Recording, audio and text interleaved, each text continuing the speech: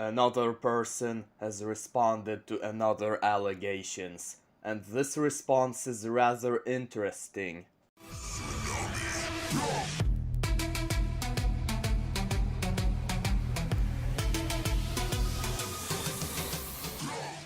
Hello everyone, it's Mr. Troll delivering an update, and this time GeorgeNotFound has been accused of doing inappropriate things towards a girl. Now I don't really understand why it's always the Minecraft community that gets accused of doing such things. I'm not saying Minecraft players are horrible, but they are just unfortunate enough to get such severe accusations. Whether it's Dream being accused of grooming after having a beef with Gumball, or Wilbur Suit accused of biting, or whatever this is. Now, unlike Wilbur Suit, GeorgeNotFound has actually responded to the allegations he received in a live stream video, which should have just been a regular video uploaded with a premiere, because the video was pre-recorded and not occurring in real time. But let's watch it and react to it together. Okay, so this is my side of the story of the 2 times that I ever interacted with Katie Bugs in real life. So the first time that I met her, it was in Dream's hotel room at VidCon. To give context about Dream's hotel room, essentially, it was a bigger room than average. It's not just a bed in a room like a typical hotel room is. Essentially, there was a living room, there was a table, and the bedroom was kind of separated from it. And for this reason, we used his hotel room essentially as a place where all of our friends could hang out in. VidCon is a 4-day-long event, so we actually used it quite frequently throughout these 4 days.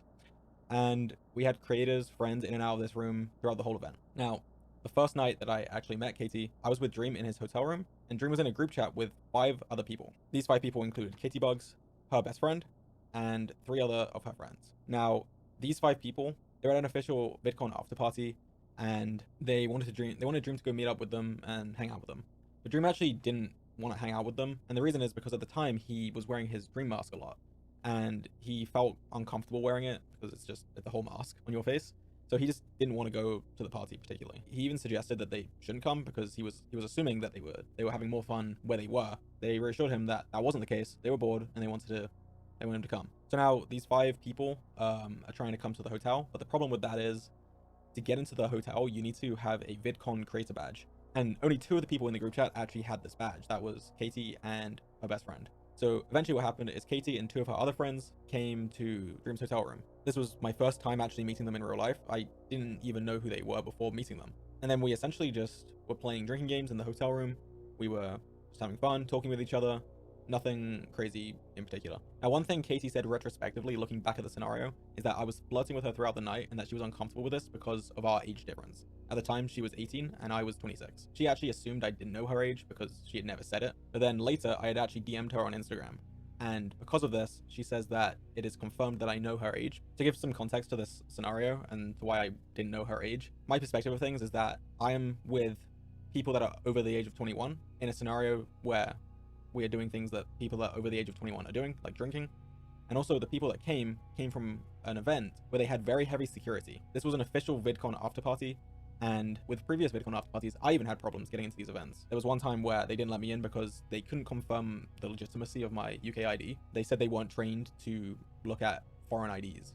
So they didn't even let me in despite me being 26 at the time. And also since Katie's stream, I've gone back and reviewed texts from the time. And there was actually a picture where it was shown that they had this 21 plus wristband on one of their wrists. So from my perspective, it's a bunch of 21 plus year olds hanging out. I have no reason to think otherwise, other than my Instagram bio, but I just didn't see it. But anyway, nothing actually particularly happened at this first night that we were hanging out. Everything was very friendly. We went our separate ways, and that's the end of the first night. And then the second time that we hung out was the next night after this. So we wake up the next day, we do VidCon stuff. After we're done, that's the final day of VidCon. So VidCon is now technically over, but we have one more night in the hotel before we need to leave the next morning. And actually at this point, I actually had a friend that I had only known online meet up with me for the first time. And the whole time I'd known him, he lived in a different country. He was actually living in Japan.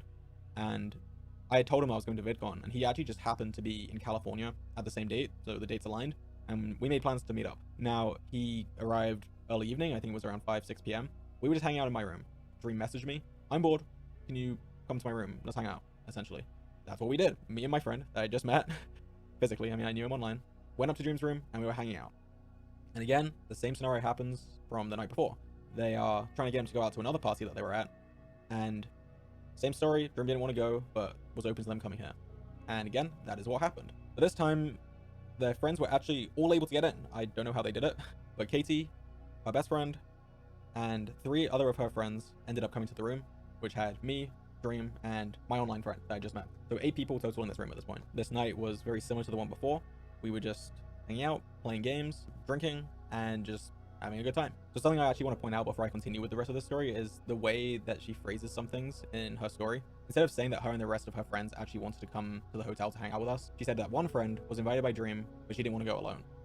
So then they decided to go along with her because they were willing to go anywhere. I just think it's important to note already that the story is slightly different from the reality of it, and I'll be mentioning this a few more times throughout the rest of the story. You can see in these screenshots from the text at the time that they were all trying to come to the hotel, and it wasn't just oh, we're willing to follow her, essentially. They were all in the group chat and part of the discussion to go to the hotel. So GeorgeNotFound is providing actual evidence, and I appreciate the fact that he's not saying, oh, out of privacy for the girl, I'm not gonna show anything, but believe that I'm innocent. GeorgeNotFound backs up his claims. Another thing that she talks about is how we insisted that she drinks more, and that we insisted on playing drinking games, when this isn't the case. Again, they had already been drinking at this party before they arrived at the hotel room, and they had also been the ones that were asking to play the drinking games. So instead of us insisting that we play it, they were actually the ones that were asking us, and you can see that in the screenshots here. They had actually texted multiple times, specifically wanting to play this drinking game that we had played the night before. And at this point, I was pretty drunk, and so was basically everyone in this room. It was the last night of VidCon. VidCon's a pretty stressful time, and honestly, a lot of people are happy when it's over. Not that they didn't like it, but it's just a stressful event. There's a lot that you have to do, and when it's over, you're just happy and you want to celebrate. So at this point, we then moved to the couch. There was a couch in the room, and I sit next to Katie. She also says, looking back on the scenario, that she confused her nerves for excitement when I sit next to her. But again, at this moment in time, everything was friendly. Nothing sexual had happened. I'm just literally sitting next to her on the couch. And during this, she was laughing, smiling. She gave no indication that she was uncomfortable with me sitting this close to her. She also mentions that she was thinking about my age and that I was a lot older than her.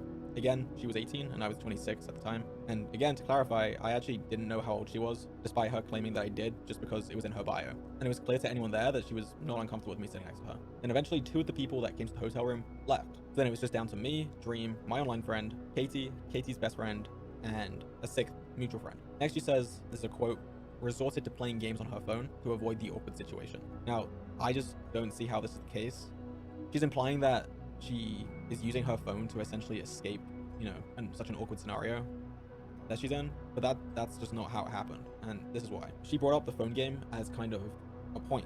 The game was honestly the central point of the interaction at this part of the night. It was a very social thing, she was passing the phone around, we were all playing the game and bantering about it, just having fun with the game. So I don't see how she resorted to it and was using it in that context. She wasn't being awkward at all. There was no sense of uncomfortability from her. She was laughing and playing with everyone.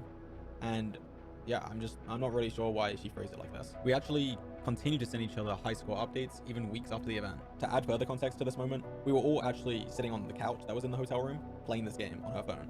And during this, me and Katie were at the far end of the couch and we were cuddling together. We had been cuddling for, I'd say, around an hour at this point, playing the game, talking, and just having fun. And for clarity, I had my hand around her waist above her clothes. So with her statement where she's saying that she's resorting to playing games on her phone, I just don't really understand it. And I think that the picture that she's painting is really dark, when in reality, she seemed very happy with the situation, was having a good time. I also want to address a fact that she claimed that would confirm that I know her age. She said that she had answered a question about her age during a drinking game, and we were talking about sex, and that she admitted to everyone in the room that she was 18 and a virgin at the time. I just don't remember this happening.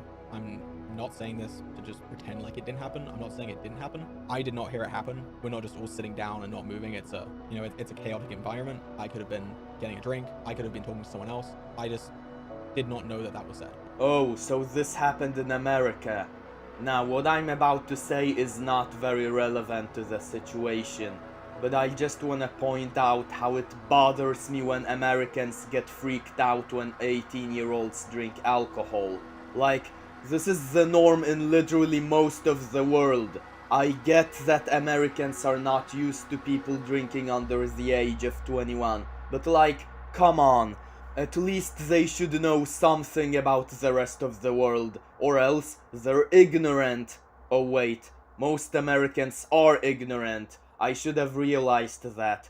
Looks like I am the ignorant one after all. No, but in all seriousness, GeorgeNotFound basically claims he was hanging around in a social circle where people were drinking, but this girl was under the American legal age of drinking, but she lied about her age. So here's the thing. Yes, in general, you should be extra careful with someone who is under the influence, as they pretty much cannot consent when they are intoxicated. However, in this case, I would say this girl is just as much at fault, if not more, because she broke the law by drinking while being under 21.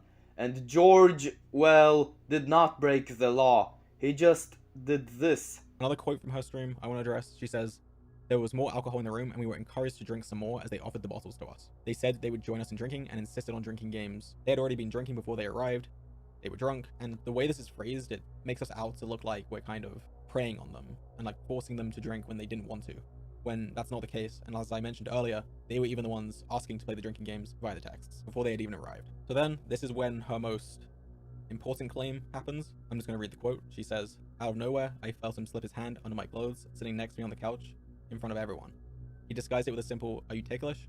I coughed out a no, and still staring at my phone, I was overly aware of the fact that we were in front of other people. The fact that everyone else was sitting around us, watching us, including my best friend, and that his hand was inching further to places I hadn't asked it to be. Again, as I mentioned before, we had previously been cuddling on this couch for around an hour, but I did place my hand on her waist under her shirt. The way it's phrased makes it sound like it just happened out of nowhere, when in reality we'd been cuddling for over an hour at this point, and it was not out of nowhere. It was also around half an hour until I started moving my hand further up, and the way it's phrased just makes it seem like it happened pretty instantly and pretty quickly. There was nothing quick about it, it was very slow, and I was very cautious about it and making sure that she was comfortable throughout the process.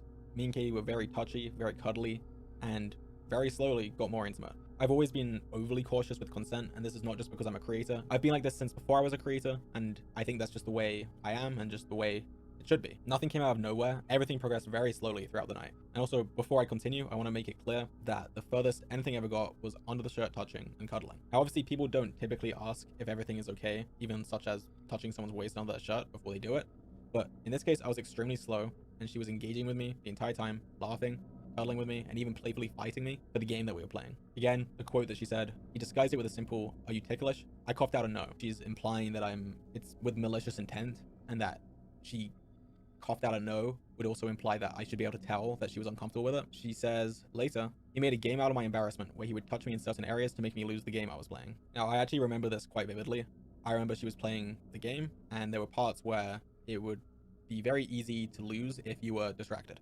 And she's right, I did do that.